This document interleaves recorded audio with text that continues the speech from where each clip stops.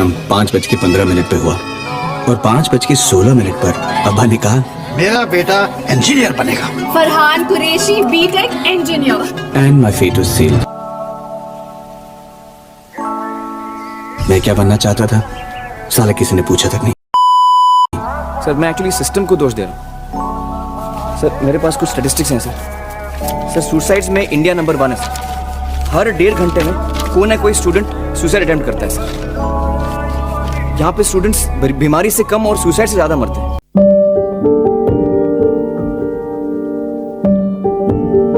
Bill Gates को founder of Microsoft, Mark Zuckerberg को founder of गोथाम इडनी, फाउंडर ऑफ इडनी ग्रुप रिचर्ड ब्रांसन को फाउंडर ऑफ वर्जन ग्रुप। आपको मालूम है इन सब में क्या मुश्तरक है?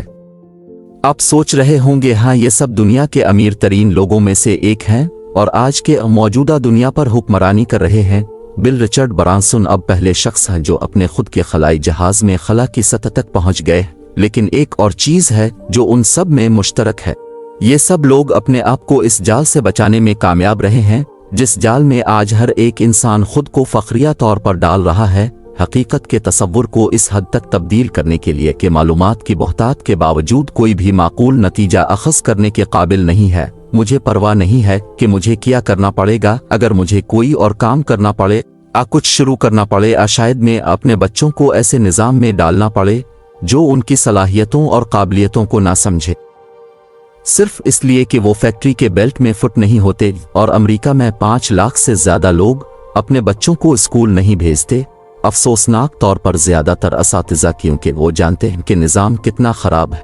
और दूसरी तरफ हो आप जो शायद अभी किसी कॉलेज में तालीम हासिल कर रहे हों या असाइनमेंट कर रहे हों, 90% हाजिरी बरकरार रख रहे हों, न चाहते हुए किताबों को याद कर रहे हों और हर उसूल की पैरवी कर रहे हों, इस उम्मीद में कि जब आप कॉलेज से निकलेंगे तो आपके पास ग्रेजुएशन डिग्री होगी, आपको एक अच्छी नौकरी मिल जाएगी। इसके बाद आप अपने वालिदैन के लिए एक बड़ा घर खरीदेंगे, एक महंगी गाड़ी खरीदेंगे, शादी करेंगे, बच्चों को अच्छे स्कूल भेजेंगे और बहुत सारे पैसे कमाएंगे।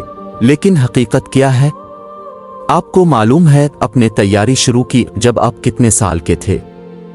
सर इस वक्त हम 18 साल के थे और अभी हम 30 साल के हो गए हैं।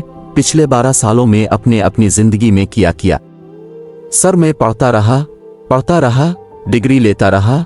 मैंने 3 मज़ामीन में पोस्ट ग्रेजुएट किया, बीएड किया, CTET क्वालिफाई किया, नेट क्वालिफाई किया। सर अब 15 साल मेहनत करने के बाद आखिरकार ग्रेजुएशन डिग्री ले लेते हैं, लेकिन अब आपको पता चलता है कि आपको नौकरी नहीं मिल रही है।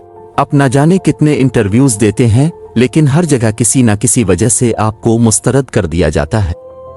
लोग आपका मजाक बनाना शुरू कर देते हैं, आपको बहुत ही मामूली नज़र से देखते हैं। खानदान और रिश्तेदार ज्यादा बात नहीं करते। सर और मैं 2 साल से गाँव नहीं गया हूँ अब तक। दुख है सर, क्या बोलूँ, मैं अपनी दुख और तकलीफ किसी को सुना नहीं सकता हूँ। सर बहुत जिदोजहद से पढ़ा हूँ, ट्यूशन पढ़ा के 2012 से ट्यूशन पढ़ा के अब तक मैंने पढ़ाई की और मैं कुछ भी हासिल नहीं कर पाया। उल्टा हमारे ऊपर FIR हो गया। आप लोगों से मलना बंद कर देते हो, खुद को कमरे में बंद करके रू के बस एक ही दुआ करते रहते हो कि खुदा किसी तरीके से नौकरी दिला। आहिस्ता आहिस्ता आपका खुद एतमादी कम होने लगता है। आखिरकार किसी तरीके से आपको एक नौकरी मिल जाती है, लेकिन उसकी तनख्वाह बहुत ही कम होती है। लेकिन आप मजबूरी में क्या कर सकते हो, वो नौकरी आप करने लगते हो। इतनी तनख्वाह है नहीं कि आप पैसे कमाएं, जमा करके एक घर खरीद सकें, तो आप एक होम लोन ले लेते हो। अब अपना घर है तो जाहिर है एक गाड़ी भी होनी चाहिए, तो आप एक कार लोन भी ले लेते हो। ना जाने में ही सही है, लेकिन अपने खुद को चारों तरफ से जकड़ लिया है। अब आपको हर वक्त ये डर सताता रहता है कि कहीं मुझे नौकरी से निकाल ना दिया जाए, क्योंकि फिर मैं घर के अखराजात कैसे संभालूंगा। होम लोन की EMI चल रही है, कार लोन की EMI चल रही है, बच्चों के स्कूल की फीस। आहिस्ता आहिस्ता आप अपने ख्वाब को दबाते जाते हो और सुबह चुपचाप उठते हो, नौकरी पर जाते हो, शाम को घर आते हो, फिर चाहे वो काम आपको पसंद हो आना हो। और फिर एक दिन आता है जब आपको ये जिंदगी अनॉर्मल लगने लगती है और आहिस्ता आहिस्ता काम करते करते आप बूढ़े हो जाते हैं। आपको ऐसा लगेगा कि शायद मैं बदकिस्मत था, इसीलिए मैं जिंदगी में बड़ा कुछ कर नहीं पाया, क्योंकि मेहनत तो मैंने खूब की थी, पर सच सच कुछ और ही है मेरे दोस्त, जो आज तक अब से छुपाया गया है। गैंग ऑफ नाला जमा होते हैं और सोचते हैं यही है लोगों को फिजिक्स, बायोलॉजी, केमिस्ट्री पढ़ाना चाहिए और यही है कि ये पढ़ाना चाहिए। जैसे कि अखबार की इंडस्ट्री, ज़्यादा प्रिंटिंग प्रेस, ज़्यादा बड़ी इमारतें, ज़्यादा खुश नसीब लोग जो स्कूल बनाते हैं बच्चों की मर्जी को नीचे दबाकर एक अच्छे यूनिवर्सिटी का मकसद किया है आपको नाकाम होने की बुनियाद देना, न कि ए ग्रेड हासिल करने की। ये तालीमी निज़ाम अब बचपन से आंख बंद करके पैरवी कर रहे हैं। इसी तालीमी निज़ाम को इसलिए बनाया गया था कि अब नाकाम हो सकें। इसी तालीमी निज़ाम को इसलिए बनाया गया था कि अब एक फर्माबरदार फैक्ट्री मजदूर बन सकें। आपको लग रहा होगा कि मैं कुछ भी बोल रहा हूँ, लेकिन मैं वादा करता हूँ सिर्फ चंद मिनट दे दीजिए और उसके बाद आपको ये पूरा जाल खुद अच्छे से समझ आ जाएगा। तो क्या आप मेरे साथ हैं?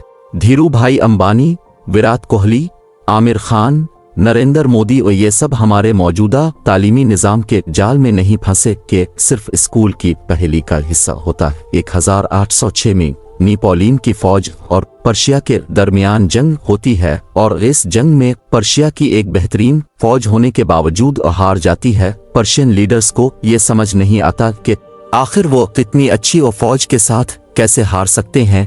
बहुत सोचने के बाद उनके लीडर्स को ये समझ में आता है कि उनकी फौज मजबूत तो थी, लेकिन जंग के दौरान वो अपने सप्रेयर्स के ऑर्डर्स को फॉलो करने के बजाय अपना दिमाग इस्तेमाल कर रहे थे, जबकि नेपोलियन की फौज सिर्फ और सिर्फ नेपोलियन के ऑर्डर्स को फॉलो कर रही थी।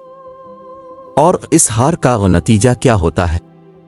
पर्शिया को अपना आधा इलाका नेपोलियन के हाथ में देना पड़ता है और साथ ही एक अमन मुआहदा साइन करना पड़ता है। अब पर्शियन लीडर्स के सामने एक चैलेंज होता है कि दोबारा ऐसा कभी भी उनके साथ ना हो, लेकिन सवाल ये है कि आखिर वो लोग ऐसा करेंगे कैसे? बहुत सोचने के बाद उन्हें एक आइडिया आता है और फिर वो लोग एक निज़ाम बनाने में लग जाते हैं